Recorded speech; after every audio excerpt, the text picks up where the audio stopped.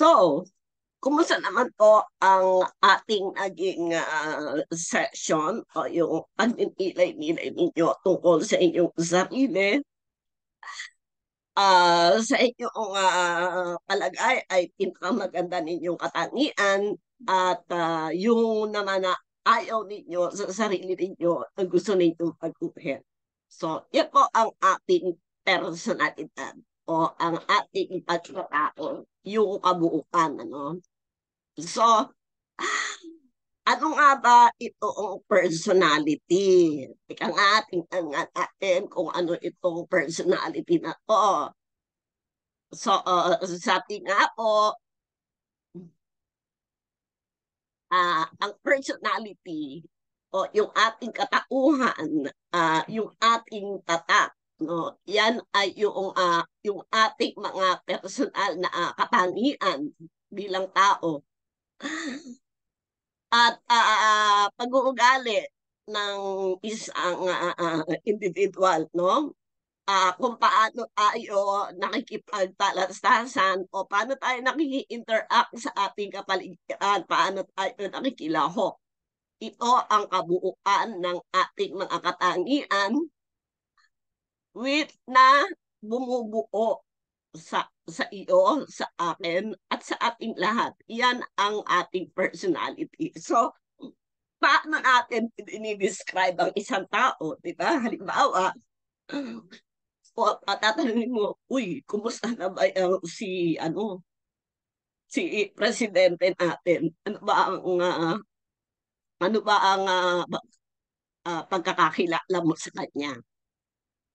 Siyempre, ang unang makikilala ay kung anong katangian ang nangingibabaw. No? Una, sasabihin, naku, straight to yan. Pero, pag nakilala mong mabuti, ay napaka-generous at maunawain. So, ibig sabihin, mayroon kang isang katangian na nangingibabaw, no? At meron ka ding katangian na hindi gaano nakikita at ito ay matutuklasan lamang kapag ikaw ay nakipagtalastasan ka na o nakihalubilo ka na sa mga tao ng malapitan. Kung paano mo sila kausapin, kung paano mo sila i-motivate at kung paano mo sila uh, bigyan ang halaga. So, yan ang personalidad natin, kung paano tayo nakikilala at na-identify ng mga tao sa ating kapaligiran. So, ano meron tayo tinatawag na determinants of personality o yung bakit na develop natin ang ganitong katauhan? Una, yan ay sa ating biological factor o ito ay dahil sa ating physical na kaanyuan. Oh. Pag maganda ka at pagkabata mo pa lang, lagi ka nang pinupuri at yung magulang mo ay proud sa iyo to the extent na ikaw na yung tinitingala nila.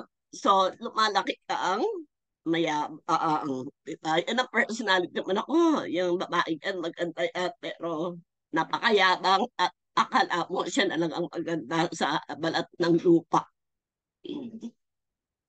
At meron din naman tayong ito rin, halimbawa, kung ikaw ay yung tinatawag natin biological factors, no, yung sa katawan mo, kung ikaw ay babae nga, yung babae o lalaki, ang personalidad mo ay identify palagi sa pagiging lalaki o pagiging babae.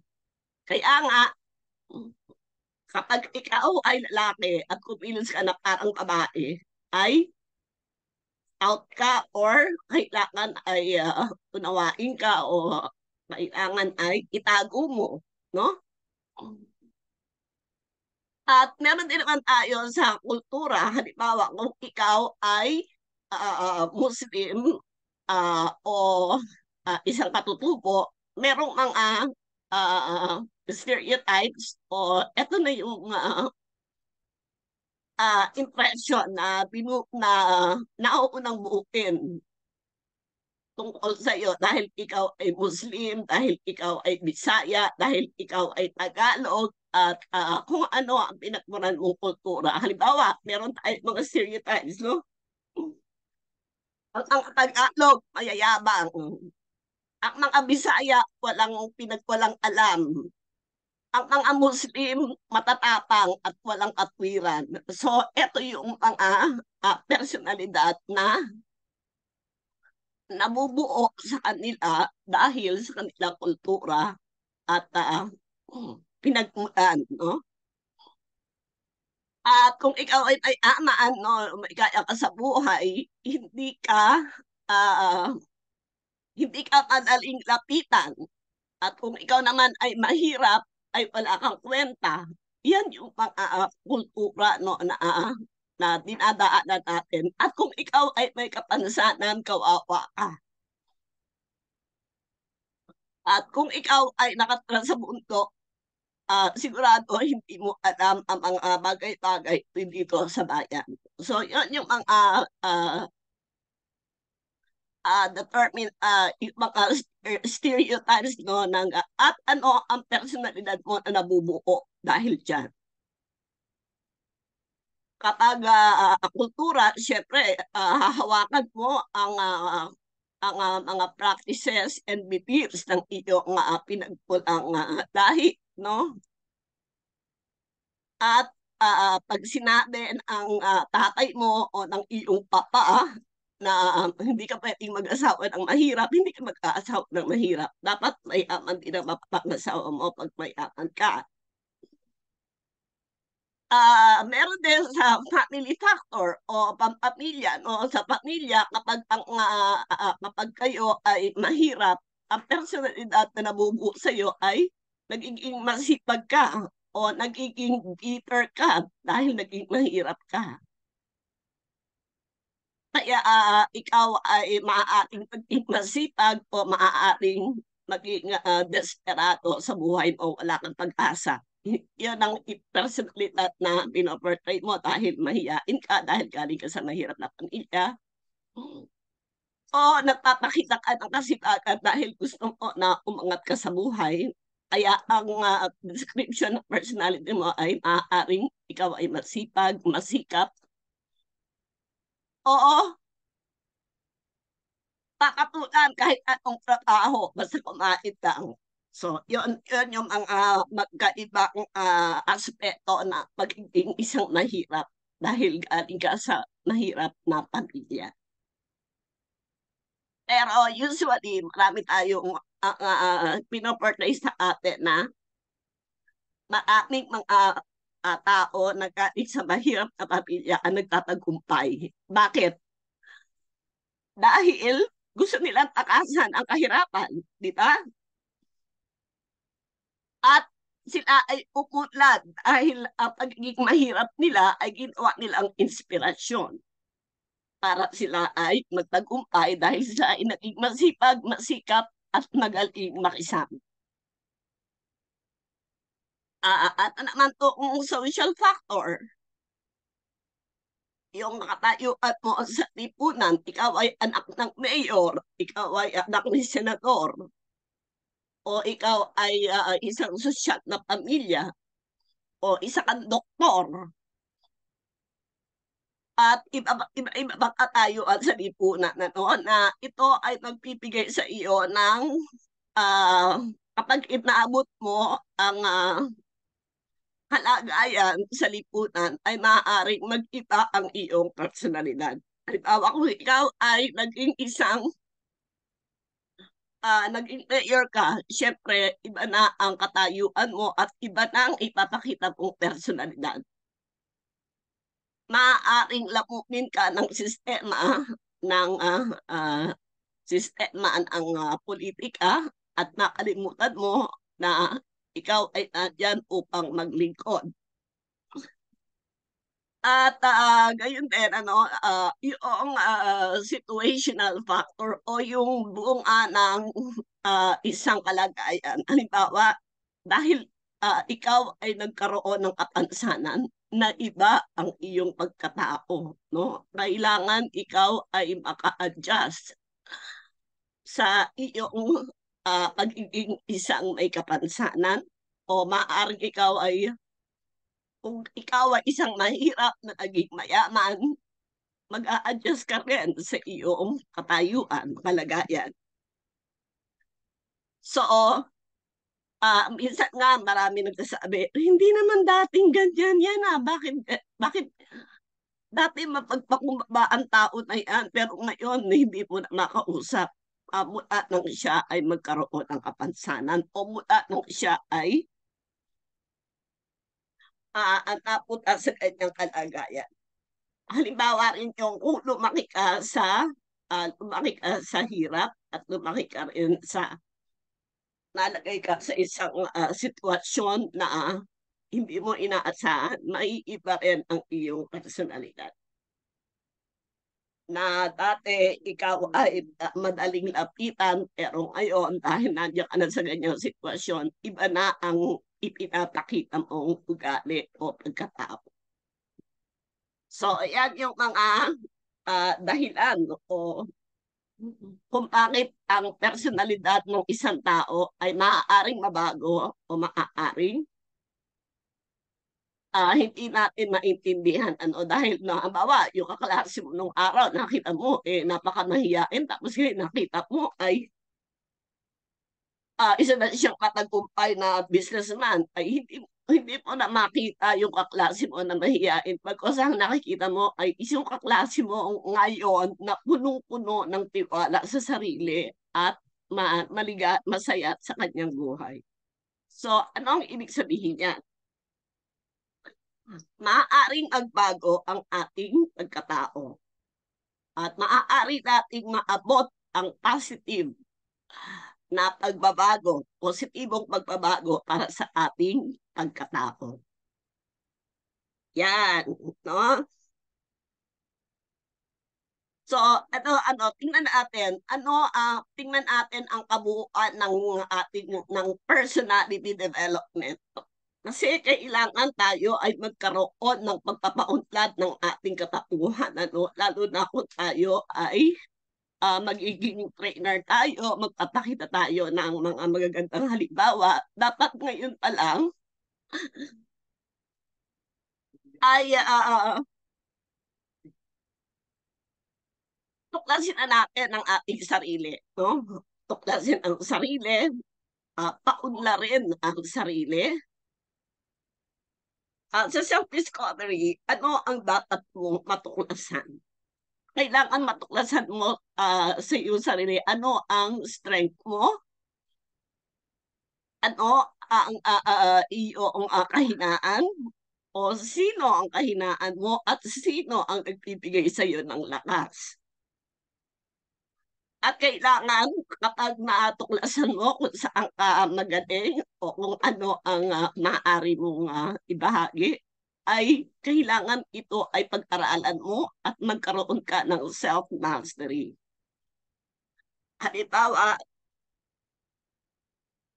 magaling ka palang magbenta, maaring ito ay magbigay sa iyo na ang magandang kapalaran, pero kailangan pag-aralan mo kung paano ka makakabenta ng mas malaki at paano maaabot ang maraming tao. Kung ikaw ay magaling gumawa ng mga handicrafts o artistic ka na maaari kang gumawa ng iba't ibang bagay na pwede pagkakitaan, kailangan yan ay pag-aralan. Halimbawa, abay, magaling ka palang mag-bake, magaling ka palang magluto. Pag-aralan mo ang pagluluto at kailangan yan ay ma-master mo para ito ang magbigay sa iyo ng fulfillment at syempre, wealth. Dahil kapag ang isang bagay ay ginagawa natin ng dahil lang sa pera, ay hindi po yan na hindi ka masaya. Pero kung isang bagay na ginagawa mo ay talent mo, kailangan yan ay paunlarin mo, no? Dahil hindi tayo makakagawa, hindi natin ito ma-perfect kung hindi natin pinag-aaralan. At dahil tayo, ini-enjoy natin ang pagluluto, ay mas makakagawa ka ng maraming masasarap na recipe na magiging dahilan para ikaw ay umunlad. Maaari kang magtayo ng online business delivery o magtayo ng maliit na negosyo sa pagkain. At ang pinakahuli, no, yung self-actualization o yung stage na masaya ka na sa buhay mo, komportable ka na, at kontento ka na. Tandaan lang natin na ang self-actualization o yung feeling na na-accomplish mo ang iyong sariling pangarap, yan ay hindi nasusukat sa pera, no? Hindi ang maraming pagkakamal ng maraming salapi ang tagumpay sa buhay. Bagkos ay kung paano ka nakakatulong at masaya ka sa ginagawa mo. Diba? Marami kang ang pera, di ka naman masaya. Wala kang panahon sa sarili mo. At wala ka rin panahon sa pamilya mo. Naglayuan na mga anak mo, hindi ka kinokonek. Dahil wala kang panahon sa kanila. Pero marami kang pera. Maaari pabayaan natin ang lahat, mabili natin ang lahat ng gusto natin, pero ang ating kaligayahan o yung tunay na contentment sa buhay ay nakikita lang natin sa mga tao na naging dahilan kung bakit tayo nagsikat. Tandaan natin, hindi sobrang yaman, hindi naman sobrang hirap, kundi taman lang. At ang lahat ng yan ay nagsisimula sa ating pagtuklas hanggang sa ito ay ating maabot. Yan ang ating, at dito magsisimula ang ating journey. Paano natin mauunlarin ang ating sariling katauhan upang mahanap natin ang ating pangarap sa buhay. Okay? Susunod. Ano nga, no? Ano ang personality development? Ito ay inilalarawan bilang isang proseso ng pagbuo at pagpapaunlad ng isang personalidad o ng isang pagkatao. At ito ay nakakatulong sa atin, no? Na magkaroon tayo ng confidence at pagpapahalaga sa ating sarili. Dahil kung hindi na kung tayo ay walang self-confidence at pagpapahalaga sa ating sarili, ay hindi natin ma-appreciate yung mga bagay at mga pagsubok na nagaganap sa ating buhay. At ang personality development din ay may positibong epekto, no? Sa ating pakikipagtalastasan o pakikipag-communicate at kung paano natin tinitingnan ang mundo. At ang isang tao ay nakaka-develop ng positibong pananaw, no, or attitude bilang resulta ng personality development. Halimbawa, noon, ang tingin mo sa sarili mo, wala kang halaga. Pero, nung nagsimula kang makinig at malaman kung ano ang nakikita sa'yo ng mga tao na sinasabi nila na isa ka nga nakaka-inspire naman ang iyong ginagawa araw-araw. Akala ko wala lang sa kanila, pero yun pala, makita ka lang nila na lumalabas, bumabati sa kanila, ay malaking inspiration na pala yun para sa kanila dahil nakikita nila ang sarili nilang kakulangan na hindi nila ma-appreciate, na hindi sila makangiti dahil iniisip nila marami silang utang, marami silang anak, marami silang pinapakait. Pero ikaw, na isang may kapansanan, nakikita ka nila na nagsisikap sa araw-araw, ay ikaw pala ay nakapagpagaan ng kanilang kalooban. Diba? Yan ang titingin sa atin ng mga tao sa komunidad. At yan ay hindi natin agad mababago. Kaya ang katawanan na lang, no? At internalize natin na tayo ay nagbibigay ng inspirasyon sa ating komunidad sa araw-araw. Diba? Kahit yung mga iba dyan ang gaganda, hindi nila nare-realize na may kagandahan sila pero nagpo-focus sila doon sa kanilang mga baga, doon sa mga katangian nila na hindi nila gusto. No? Okay. Ah, ano ang kahalagahan ng personality development? Ang personality development ay inihahanda ang isang tao na nagawa ng kanyang sariling marka, no? Maaari itong makatulong sa iyo na gumawa ng sarili mong landas na tatahakin. Kung ngayon wala kang tiwala na kaya mo ang isang bagay, ang personality development ay magtuturo sa iyo kung paano mo tutuparin ang iyong pangarap. At ito rin ay magbibigay sa iyo ng positibong pag-uugali sa buhay. Dahil makikita mo ang galing mo at matutuklasan mo na being positive o ang pagiging positibo ay isang magandang halimbawa para sa lahat. Dahil kapag nakikita nila na sa kabila ng iyong kapansanan, ikaw ay isang positibong individual, na hindi ka galit sa mundo dahil sa kapansanan mo, na nagsisikap ka sa kabila ng iyong kapansanan, yan ay isang magandang halimbawa. Hindi lamang para sa mga tao na walang kapansanan, kundi higit sa lahat sa mga taong may kapansanan, na tinutulungan mo na ang kapansanan ay hindi hadlang upang magtagumpay.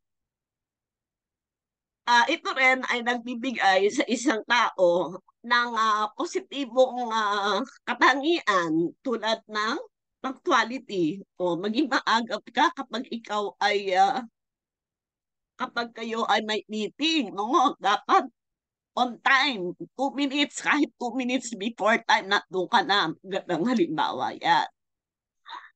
Flexible attitude, na hindi ka magiging problema ng mga kasama mo dahil sa ugali mo, no? Na